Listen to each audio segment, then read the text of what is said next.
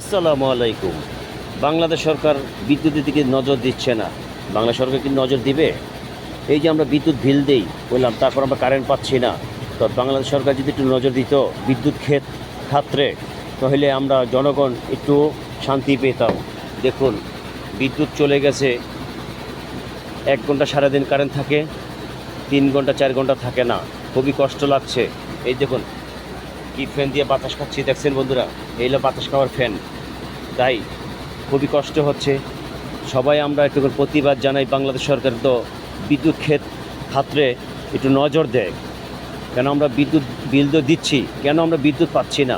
তাই বাংলাদেশ সবাই ভিডিওটা দেখবেন, লাইক শেয়ার করে দিয়ে বিদ্যুতের জন্য প্রতিবাদ জানাই আমরা। আমাদের বিদ্যুৎকে সবাই একটু নজর দেয়।